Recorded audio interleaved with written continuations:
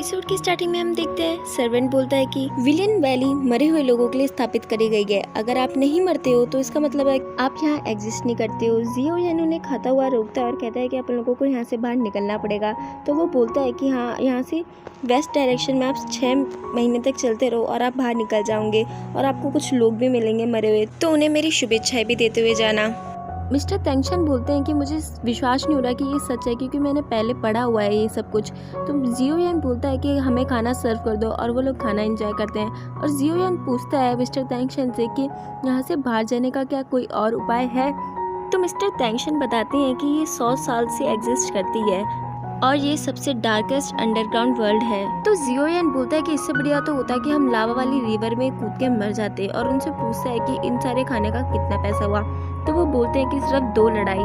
तो वो उनसे पूछता है कि आप कहना क्या चाहते हो। तो वो बताते हैं कि विलियन वैली के लोग पैसे एक्सेप्ट नहीं करते हैं। जो भी ज़्यादा अच्छा फाइट करता है उसे यहाँ पे रहने की जगह, कपड़े और खाने के लिए खाना दिया जाता है, और तुम्हारे सेक्ट में से किसी 2 इंसान को आके लड़ाई करनी होगी। तो वो लोग एग्री कर देते हैं और वो उन्हें अपने साथ लेके चले जाता है। वो उन लोगों को मास्क देता है और कहता है कि इन्हें लगा के रखना है आपको, क्योंकि विलियम वैली में जो भी एंटर करता है उसे अपनी नई आइडेंटिटी बनानी पड़ती है और अपनी पुरानी आइडेंटिटी को मिटाना पड़ता है, और साथ में अपना पास्ट भी भूल जाना होता है। और वो उन्हें अपने साथ बैटलफील्ड में ले जाता है। पहला राउंड स्टार्ट होता है शूटिंग स्टार हैमर किंग के बीच में और हुजिया के बीच में, जिसमें हुजिया जीत जाता है। फिर सेकंड राउंड स्टार्ट होता है हेंजियन के बीच में और बिग ब्लड क्वीन एर के बीच में, जिसमें हेंजियन जीत जाता है।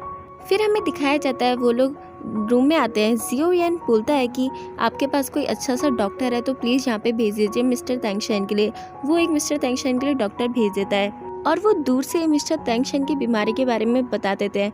तो वो उनसे पूछते हैं कि आप मिस्टर लिंजी हैं। तो वो बोलते हैं कि क्या अपन लोग पहले मिल चुके हैं। तो मिस्टर मी तेंगशन बताते हैं कि जब से मैंने फार्मेसी की लाइन ज्वाइन करी है तब से मैंने इनका नाम काफ़ी ज़्यादा सुना है, मगर मैंने ये भी सुना है कि वो काफ़ी साल पहले मर चुके हैं। तो वो अपना मास्क हटाने लगते हैं मगर रुक जाते हैं, और वो कहते हैं कि अगर तुम इस बारे में बात नहीं करते तो मैं तो इस बात को कब से भूल गया था, क्योंकि मैंने बहुत समय पहले काफ़ी ज़्यादा ड्रिंक कर ली थी और एक ऐसा काम कर दिया था जो कोई दरिंदा भी नहीं कर सकता। और लगभग 30 साल हो गए हैं उन्हें मरे हुए, और वहाँ से जाने लगते हैं। तो जियो यान बोलता है कि अगर आपने मेरे मास्टर को सही कर दिया तो आप जो भी बोलोगे मैं वो सब कुछ करने को तैयार हूँ। तो वो उसे एक दवाई देते हैं और कहते हैं कि ये इन्हें दे देना, ये सही हो जाएंगे। और उसे जाते हुए बोलते हैं कि तुम्हारे अंदर जो एविल एनर्जी है वो भी काफ़ी ज़्यादा बढ़ चुकी है। अगर तुमने टाइम पे उसे सही नहीं करा तो हो सकता है कि तुम उसे कभी ना रोक पाओ। मिस्टर तेंगशन बोलते हैं कि जो मिस्टर लीन ने एविल ऑरा के बारे में बात करी है उसे मैं भी तुम्हारे अंदर काफ़ी समय से नोटिस कर रहा हूँ। मैं तुमसे पूछना चाहता था मगर पूछ नहीं पाया, और मुझे ये भी पूछना था कि स्नेक ने तुम्हारी बात कैसे सुन ली। तो जियो यान बोलता है कि अच्छा इंसान बनने के लिए क्या ये सब कुछ बताना ज़रूरी है।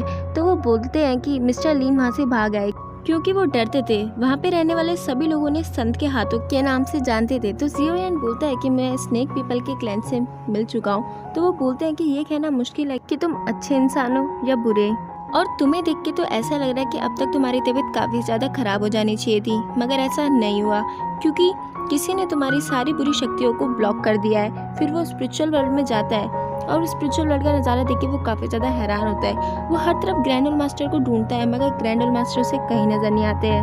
अगले दिन वापस से बैटल स्टार्ट होती है। ये हेवन मार्क का कॉन्टेस्ट होता है और ये बैटल लुओसेल और जियो यान के बीच में होती है। इन दोनों के बीच में फाइटिंग स्टार्ट होती है। फिर हमें यहाँ की क्वीन दिखाई जाती है जो अपने आदमी के कान में कुछ बोलती है। इन दोनों के बीच में फाइट चल रही होती है जिसके अंदर हमारा जियो यान जीत जाता है। फिर हमें दिखाया जाता है जियो यान उस क्वीन के पास जाता है। वो उसकी काफ़ी सारी तारीफ करती है और उसे बोलती है कि तुम्हें यहाँ पे जो भी कुछ चाहिए मैं तुम्हें यहाँ पे सब कुछ प्रोवाइड करूँगी।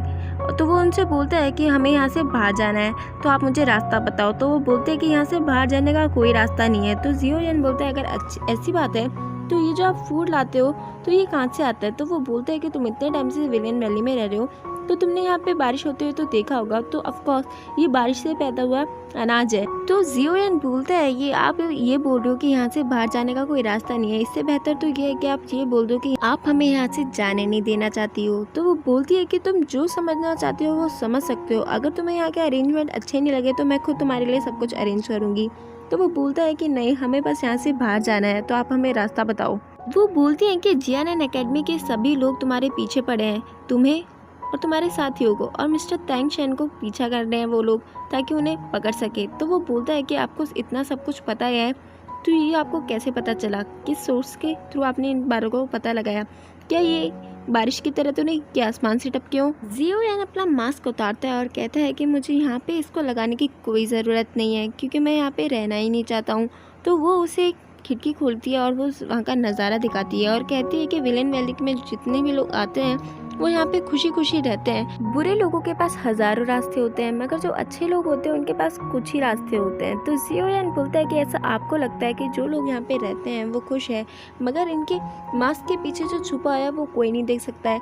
इनके मास्क के पीछे कन्फेशन बल्कि कायरता और डर छुपा हुआ है अपने दुश्मनों का। ये यहाँ से जाना ही नहीं चाहते हैं। ये यहाँ से जाए भी तो उन ब्लेड को अवॉइड नहीं कर सकते क्योंकि इन लोगों में हिम्मत ही नहीं है। तो वो बोलती हैं कि तुम काफ़ी ज़्यादा स्मार्ट हो। तो वो बोलता है कि मैं यहाँ पे इस तरह नहीं रहना चाहता हूँ। मेरे पास यहाँ से भागने का रास्ता है और फाइट करने का रास्ता है, तो मैं यहाँ से फाइट करने का रास्ता चुनूंगा। तो प्लीज़ आप मुझे बता दो कि मैं यहाँ से बाहर कैसे जा सकता हूँ। वो जियो यान को बोलती है कि यहाँ से बाहर जाने का रास्ता इतना आसान नहीं है जितना तुम सोच रहे हो। तो जियो यान बोलता है कि मैं यहाँ से बाहर जाने के लिए मरने को भी तैयार हूँ। तो वो बोलती है कि अगर तुम्हें यहाँ से बाहर जाना है तो तुम्हें टॉप 10 फाइटर्स में आना पड़ेगा, तभी तुम यहाँ से बाहर जा पाओगे।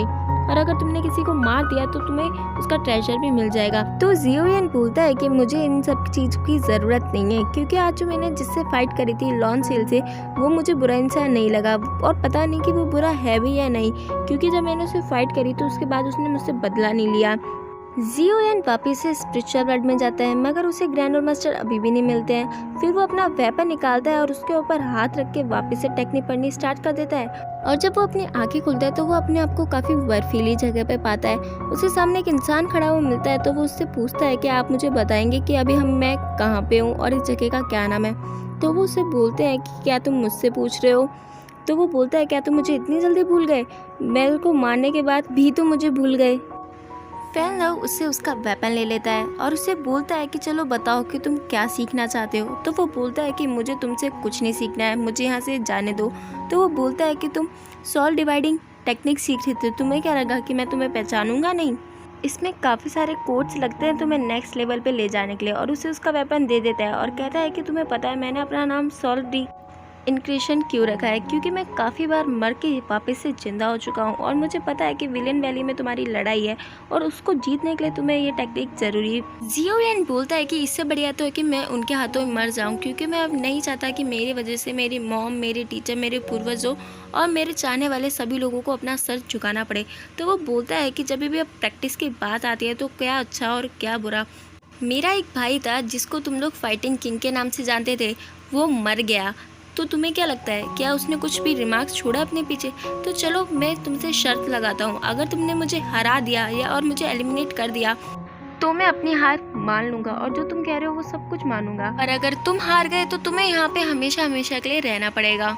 वो प्रैक्टिस स्टार्ट करता है और एक टहनी लेता है और उसके ऊपर अटैक करता है। तो वो उसे बचाने की कोशिश करता है, मगर उससे लग जाती है, मगर वो उसे ज़्यादा हार्ड नहीं लगता।